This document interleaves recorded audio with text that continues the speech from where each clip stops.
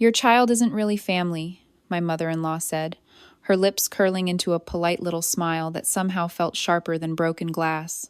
The words slipped out of her mouth like they'd been waiting there, polished and rehearsed. She didn't shout. She didn't sneer. She just said it with that maddening calmness, like she was commenting on the weather. The fork in my hand froze halfway to my plate. The scrape of silverware around the table stopped almost instantly, as if every relative had hit pause on their private conversations. It was as if someone had sucked the oxygen out of the room. The chandelier above us kept glowing, the roast beef kept steaming on the platter, but everything else stopped. I felt my son's small fingers tighten around mine under the table. He had no idea what the sentence meant, not fully.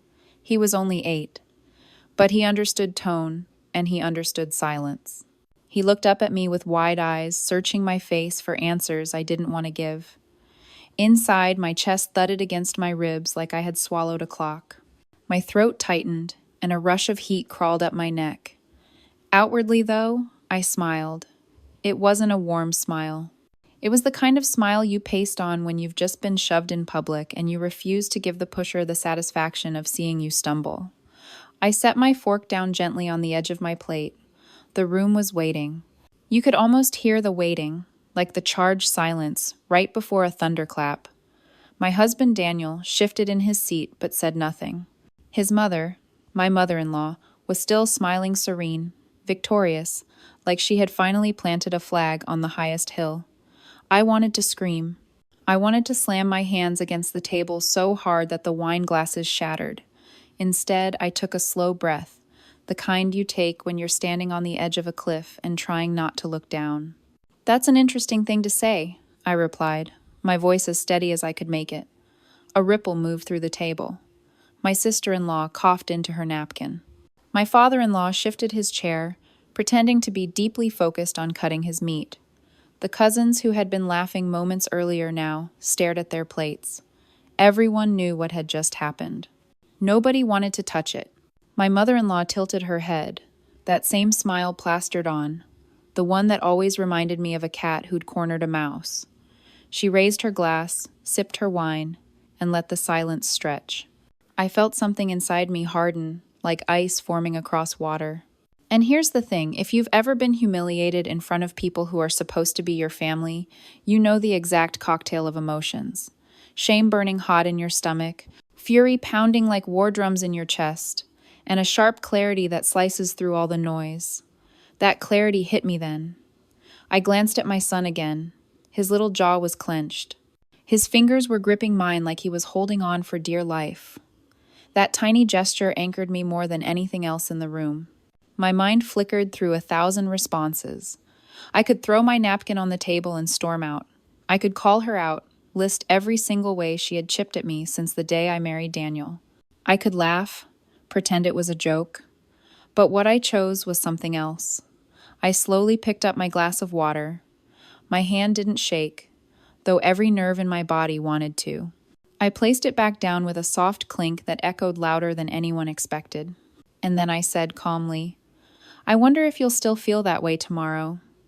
The words weren't loud, but they cut through the room. A few heads snapped up. My mother-in-law's smile faltered for a fraction of a second.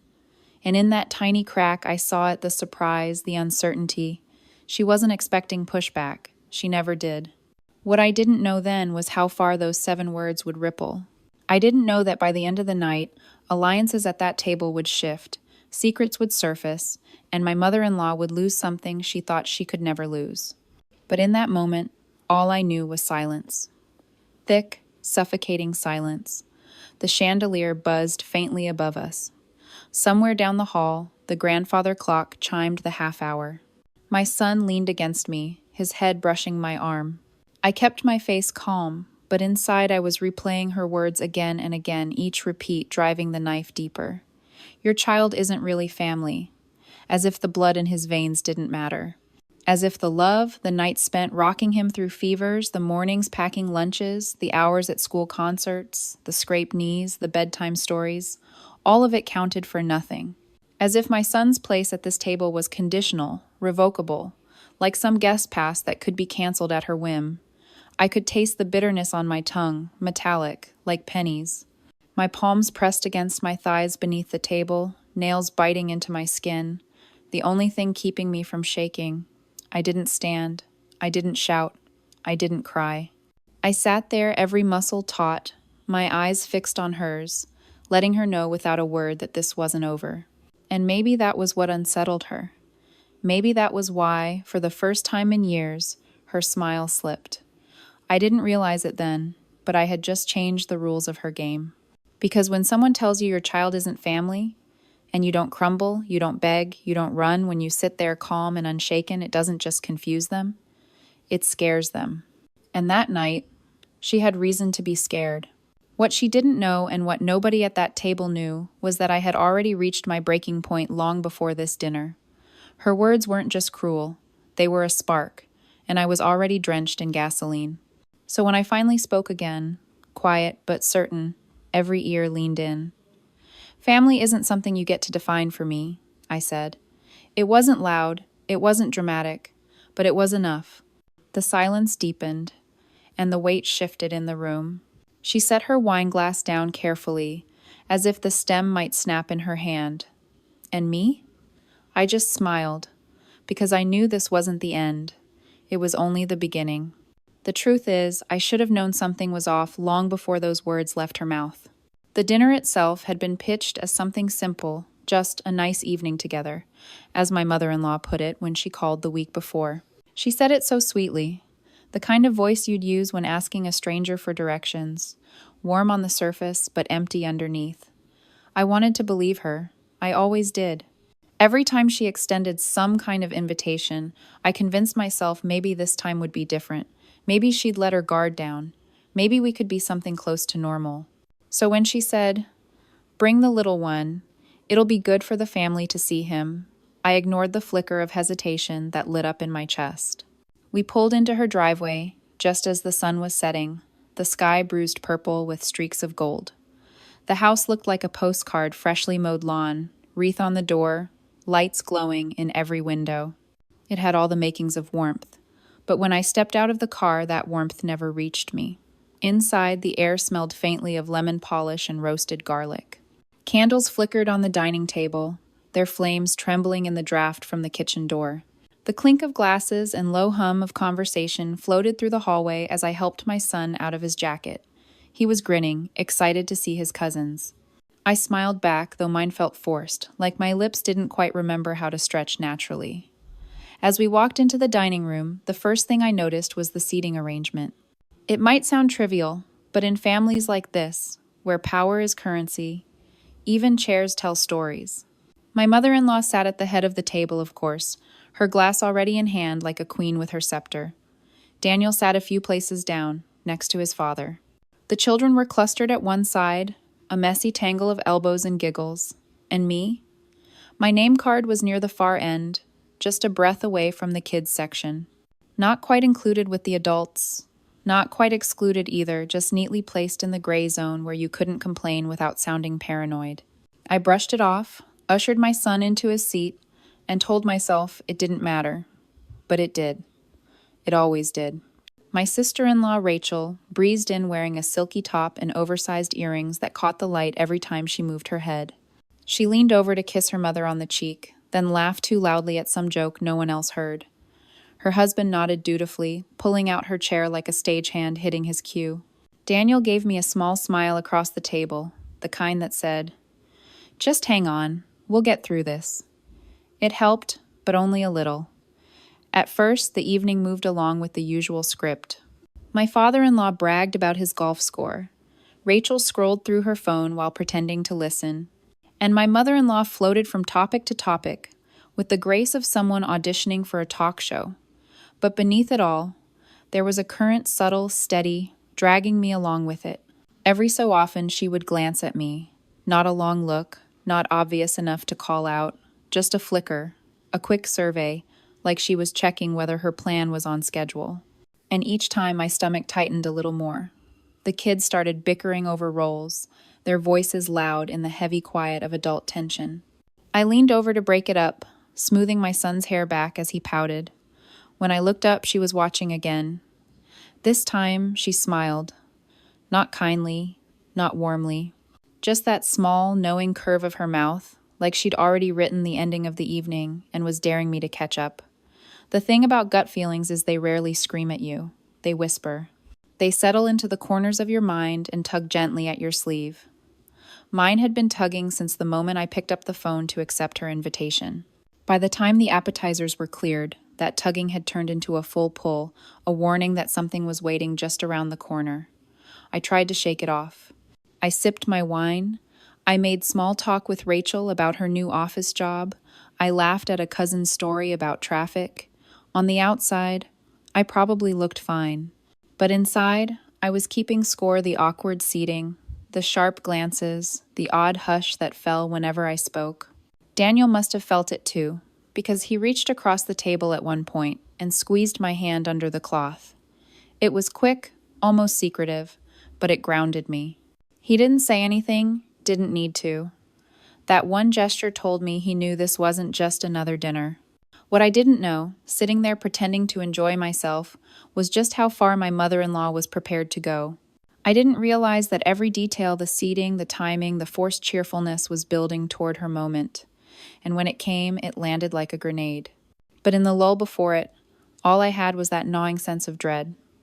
The chandelier swayed slightly above us, the crystals catching bits of light like frozen raindrops. The smell of roasted meat mingled with perfume and candle wax. My son giggled at something his cousin whispered, his small shoulders shaking with unfiltered joy. And I sat there smiling too, though my jaw ached from holding it. Because deep down I already knew. I didn't know the exact words. I didn't know the exact form the cruelty would take. But I knew her. And when someone like her smiles too much, too sweetly, it's never because she's happy. It's because she's sharpening her knife. What happened at that dinner didn't come out of nowhere. It was the product of years of carefully layered slights, disguised insults, and a game I never agreed to play but was forced into anyway. Looking back, it almost feels like each family gathering was a rehearsal, and that night was her grand performance. The first time I realized my mother-in-law didn't see me as family was the week of my wedding. It was a humid June afternoon, and I was standing in her kitchen with a stack of programs for the ceremony. I'd designed them myself, printing and folding each one after long shifts at work. I thought she'd be proud, or at least politely interested. Instead, she skimmed the cover, set it down, and said, "It's fine, just don't expect anyone to keep these. They're not exactly memorable." I laughed it off at the time, because what else could I do? But that comment stuck like a thorn, small enough to ignore until you brush against it again. Then came our first Christmas as a married couple. Daniel and I had saved for months to buy thoughtful gifts for everyone, handmade scarves for the cousins, a rare whiskey for his father, a cookbook his mother once mentioned she wanted. When the wrapping paper settled and the thank yous were exchanged, she held up the book and said, "Oh, I thought you'd get me something more personal. This feels generic." The room went quiet. Then Rachel jumped in to show off the bracelet her husband had bought her, and just like that, the spotlight shifted. I sat there, cheeks burning, wondering if I had imagined the sting in her tone. It didn't stop there. On Daniel's birthday one year, I organized a small surprise party at our apartment. I decorated, cooked, invited his closest friends. Everyone laughed and celebrated until she arrived. She didn't comment on the cake, the decorations, or the effort. Instead, she leaned close to me while others sang "Happy Birthday" and whispered, "You'll never be able to give him what he really deserves. But I suppose this will do." I remember standing there with a plate in my hand, smiling like nothing happened, even as her words carved a hollow space in my chest. But the worst moments weren't always dramatic. They were the quiet dismissals, the erasures, like the time she organized a family photo after Thanksgiving dinner and forgot to tell me until the photographer had already packed up. Or the way she introduced Rachel's children as the real legacy of this family, while patting my son on the head like he was a neighbor's kid tagging along. Each time I told myself not to overreact. I told myself Daniel loved me, my son loved me, and that should be enough. And for a while, I almost believed it. But small cracks, left unattended, grow into fault lines. I remember one 4th of July barbecue vividly. The backyard was strung with lights, the smell of burgers and sunscreen thick in the air. My son was 3 at the time, toddling around with sparklers, his cheeks sticky with popsicle juice. Out of nowhere, my mother-in-law called across the lawn, "Careful with him, Daniel. He's fragile." Not built like our side of the family. Everyone laughed lightly, as though it were just a harmless comment. But I saw Daniel's jaw tighten, and I felt the words lodge somewhere deep inside me. Fragile. Not ours. I wanted to say something. I wanted to shout across the picnic tables and folding chairs. Instead, I packed up our things early and told Daniel I wasn't feeling well. He didn't argue. He knew. Over the years, those moments accumulated like dust on a shelf, easy to ignore one by one, but suffocating when you finally see how much has gathered. By the time the dinner happened, I had already lived through 1,000 cuts. The seating arrangement at the table, the careful invitation, the strange glances, it was all familiar. I had seen the pattern so many times. I could almost predict her next move. What I didn't expect was the brazenness, the cruelty of saying it aloud for everyone to hear. Maybe that's what made it worse. Private digs I could dismiss as misunderstandings. But public ones? Those were intentional. Those were meant to strip me of dignity in front of the very people who should have defended me. And it worked, at least in the moment. That night, when she said, "Your child isn't really family," the silence that followed told me everything. No one rushed to correct her. No one pushed back. The cousins stared at their plates. Rachel adjusted her earrings. My father-in-law cleared his throat and kept cutting his steak as though nothing had been said. Even Daniel sat frozen, his mouth opening and closing before words failed him. It wasn't just her words that cut me. It was the absence of anyone else's. But maybe that was the moment I needed. The moment the dam broke. Because once you've been told, in front of everyone, that your child doesn't count, there's no going back to pretending. There's no plastering over the cracks with forced smiles and polite thank yous. In a strange way, I felt lighter afterward. Not happier, not calmer, but clearer. It was as though the years of whispers and digs had finally condensed into a single sentence, one I could hold in my hand, sharp and undeniable. That clarity came with a price, though. It meant I could never unhear it.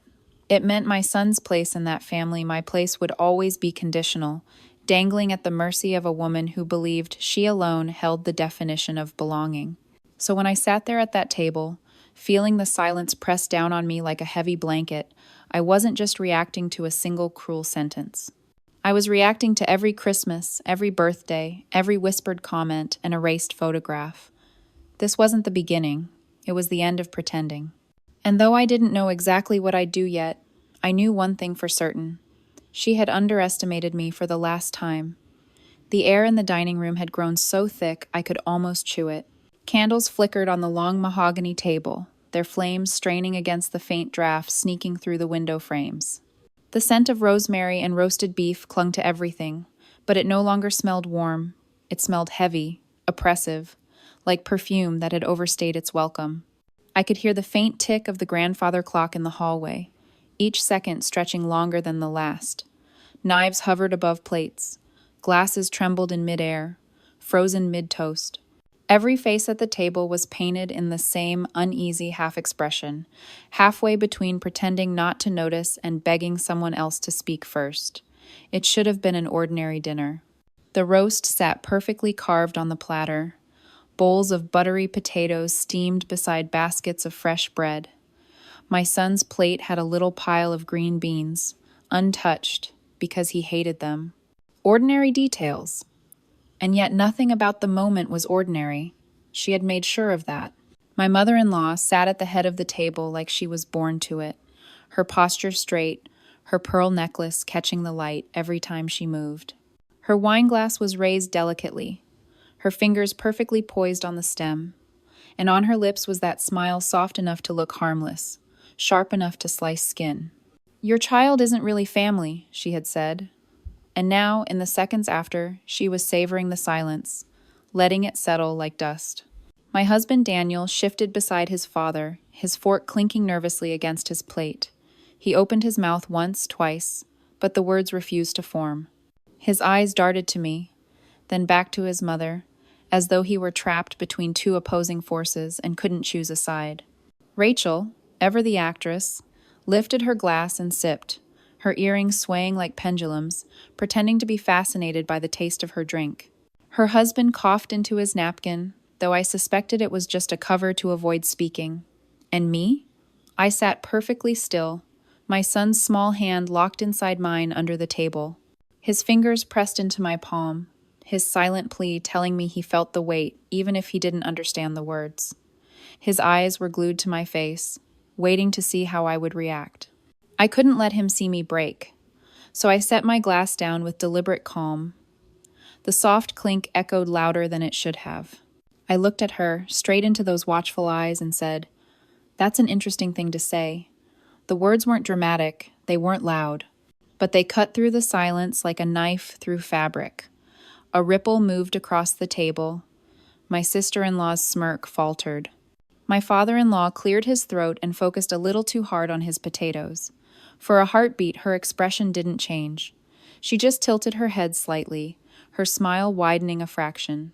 But I caught at the tiny twitch in her cheek, the flicker in her eyes. I had thrown her off balance, even if only for a moment. I leaned back in my chair, my hand still resting protectively on my son's, and let the quiet stretch. If she wanted silence, I would give her silence. But it would be mine, not hers. Then, calmly, I added, "I wonder if you'll still feel that way tomorrow."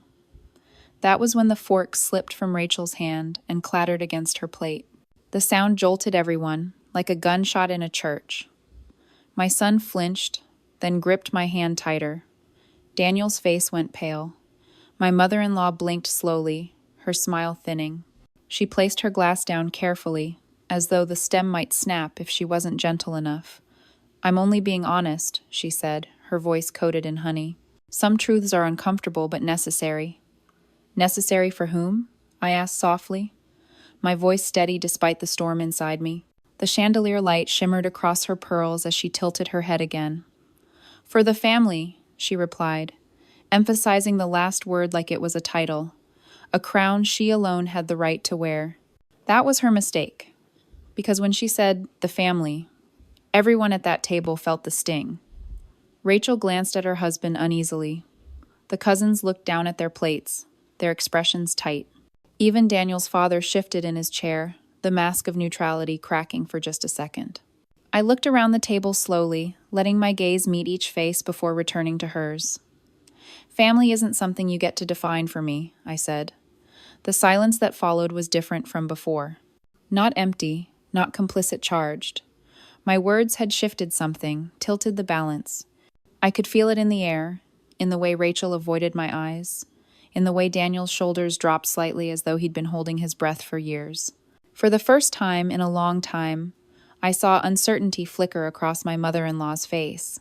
She recovered quickly, of course. She always did.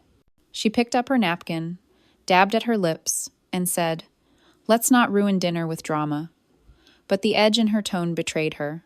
She wasn't in control anymore, not fully. I smiled then, a small, deliberate curve of my lips. Not because I was happy, but because I knew something had shifted. The ground beneath her throne wasn't as steady as she thought. My son leaned against me, his head brushing my arm. I squeezed his hand under the table, and this time, I wasn't just holding on, I was anchoring both of us. The roast beef still sat steaming in the center of the table. The potatoes were still warm, the candles still burned. On the surface, nothing had changed, but beneath it, everything had. And she knew it. For a long second, the dining room sat frozen. The only movement came from the candles, their flames trembling like nervous witnesses. I had spoken, clearly and calmly, and now everyone was waiting for her response. But my words hadn't just struck her, they'd landed on the whole table. Rachel shifted uncomfortably, fussing with her napkin as though it had suddenly become the most fascinating object in the room. Her husband cleared his throat, then reached for the breadbasket, just to have something to do with his hands. The cousins exchanged uneasy glances, their eyes darting between me and my mother-in-law like they were watching a tennis match. Daniel's father finally set down his knife and fork. He didn't speak, but the slow, deliberate way he placed his utensils on the edge of his plate was louder than any words. He'd spent years perfecting the art of silence, but even silence has shades. This was the kind that said, "I'm not stepping in, but I'm not backing her either." And Daniel, he looked at me like he was seeing me clearly for the first time. His lips parted, then closed again. He didn't jump in to defend me, not yet, but I could see something in his expression shift. It wasn't guilt, it wasn't fear, it was realization. My mother-in-law dabbed at her lips with her napkin, buying herself time. Then she smiled again, though this one was thinner, tighter, less certain. "I think we've all had enough tension for one night," she said, her voice pitched carefully, like she was speaking to children. "Let's not ruin dinner." But it was too late for that. I leaned forward slightly, my hand still covering my son's under the table. "Dinner isn't ruined," I said, my voice low but carrying. "Dinner is just fine. What ruins family gatherings is when people decide who does or doesn't belong." The words hung there like smoke. Rachel shifted again, muttering something under her breath that sounded like, "Maybe we should just," before trailing off. She didn't finish the sentence. She didn't need to. My mother-in-law's eyes narrowed. "You're overreacting," she said finally, her tone sharp now, the honey gone. I almost laughed. "If calling my child an outsider isn't a problem," I replied, "then what would you consider a problem?" Her jaw tightened. For a moment, I thought she might lash out again, double down in front of everyone. But instead, she looked around the table, perhaps realizing the audience wasn't as loyal as she'd assumed. Daniel's father kept his gaze on his plate. Rachel avoided eye contact. The cousins suddenly looked very interested in their water glasses. Nobody rushed to her defense. Not this time. The shift was subtle but undeniable. The fortress she had built over years, through fear, through manipulation, through control, had started to crack. And the best part? I hadn't raised my voice once. My son tugged lightly at my hand under the table. He whispered, so quiet only I could hear, "Mom, are we leaving?" His little voice broke something inside me. I smoothed his hair back, gave him a small smile, and whispered back, "Not yet," because leaving would have been easy. Leaving would have been surrender. Instead, I sat straighter and turned back to my mother-in-law. "You've made it very clear how you feel," I said. "But you don't get to define family. You never did." Her cheeks flushed, just slightly, a faint pink beneath her powder. She opened her mouth, closed it, then finally said, "I was only trying to be honest." "Honest," I repeated. The word felt bitter on my tongue. Honesty is telling someone their cooking needs more salt. Honesty is admitting you forgot to send a card. What you did wasn't honesty. It was cruelty. The chandelier above us swayed faintly as if agreeing. A cousin, brave enough to break the tension, finally spoke. "She's right," he muttered, not looking up from his plate. His words weren't loud, but they were enough. Enough to puncture the silence, enough to let others breathe. Rachel's husband nodded almost imperceptibly. Daniel's shoulders squared. The tide was turning, 1 inch at a time. My mother-in-law's fingers tightened around the stem of her glass. So much so, I half expected it to shatter. But she didn't speak. Not right away. And in that silence, her power leaked out, drop by drop. For years, she had dictated the rules. She had controlled the narrative, painted me as the outsider, ensured I was always on the edge of belonging. But in that moment, the room saw her differently. Not as the matriarch, not as the unshakable authority, but as someone exposed, her mask slipping. Finally, she forced a laugh. "Well," she said, her voice brittle, "if we're all finished with speeches, perhaps we can enjoy dessert." But the spell was broken. The cousins mumbled excuses about early mornings. Rachel busied herself stacking plates, avoiding her mother's gaze. Daniel pushed back his chair, not to leave, but to stand. He looked at her, his voice quiet but firm. "Mom, you went too far." The silence that followed was heavier than anything I'd felt before. She stared at him, stunned, as though he had betrayed some ancient oath. Her lips parted, but no sound came out.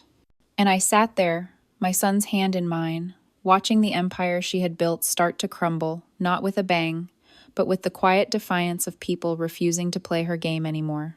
I didn't need to shout. I didn't need to win an argument. She had already lost something bigger, the room, and she knew it.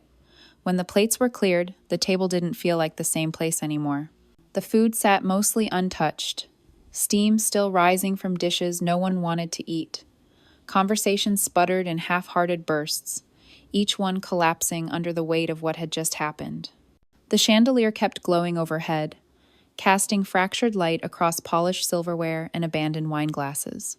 But even that glow felt colder somehow, like the room itself had absorbed what she said and refused to let it go. My mother-in-law remained seated at the head, her posture rigid, her lips pressed into a thin line. She wasn't smiling anymore. Her pearls gleamed against her skin, but they looked less like jewelry and more like armor. She lifted her glass once or twice, sipping quietly, though her hand trembled so slightly, I almost missed it. Daniel stood for a while, then sat again, his expression unreadable. He didn't touch his food. His father shifted in his chair, fussing with the tablecloth as though he could smooth away the cracks in the evening. Rachel busied herself with dessert plates, stacking them too quickly, pretending her earrings weren't still swaying from the tension. My son leaned against me, his head heavy on my arm. He didn't speak, and I didn't ask him to. Some moments don't need words. His silence was loud enough. I thought about leaving. I thought about scooping him up, grabbing our coats, and walking straight out the door without looking back. But I stayed. Not because I wanted to. Not because I believed things would suddenly change. I stayed because running would have been a gift to her, and I wasn't giving her that gift. So I sat there, every second stretching, every clink of glass like a drumbeat. And in that silence, I thought about everything that had led to this night. Every slight, every dismissal, every whispered jab disguised as honesty. And I realized something. Cruelty only works when it's hidden. It thrives in silence, in shadows, in the moments nobody names out loud. For years, she had relied on that silence mine, Daniel's, the family's. She counted on me smiling through the cuts, counted on everyone else looking away. But now, her cruelty wasn't hidden anymore.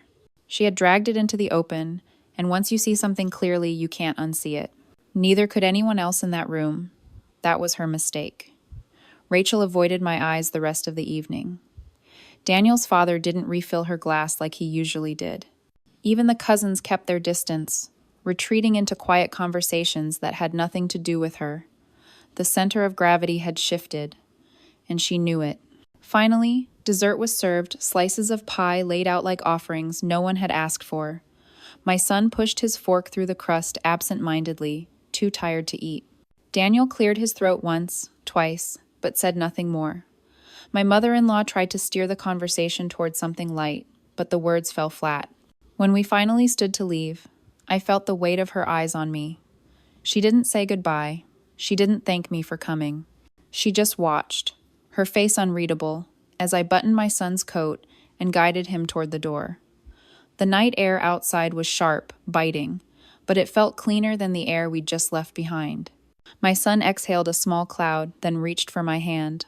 I took it, squeezing gently, promising silently that no matter what was said inside that house, he was mine and he was family. Always. Daniel walked beside us, quiet. Too quiet. I didn't press him. Some truths take time to settle. As we pulled out of the driveway, the house glowed behind us, warm from the outside, hollow within. I looked at it in the rearview mirror until it disappeared, then turned my eyes back to the road ahead. I don't know if my mother-in-law will ever realize what she lost that night.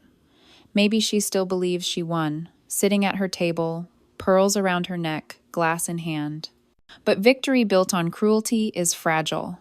It cracks the moment someone refuses to play along. And that's the part she never understood. Family isn't defined by who sits at the head of the table. It isn't measured by bloodlines or last names or who gets the best seat.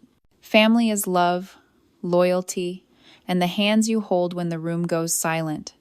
It's the child gripping your palm, trusting you to protect them, no matter who tries to deny their place. That night, I didn't win an argument. I didn't change her mind, but I didn't need to. What I did was draw a line. For myself, for my son, for Daniel, even if he wasn't ready to say it out loud yet. And maybe that's what made her smile finally slip. Because the truth is, power doesn't vanish in an explosion. It fades quietly, slipping through fingers that thought they could hold it forever. She lost control that night, not with a shout, but with silence, the kind of silence that refuses to look away anymore. I still don't know what the next gathering will look like. I don't know what Daniel will choose, or whether the rest of the family will find their voices. But I know one thing. She can't undo what was seen, what was heard, what was finally spoken aloud. And maybe that's enough. If you've ever been told you don't belong, if someone has ever tried to erase your place at the table, remember this. Belonging isn't theirs to grant. It's yours to claim. And if this story resonated with you, if you've seen shadows behind the smiles in your own family, then you know these moments matter. They reveal more than words ever could.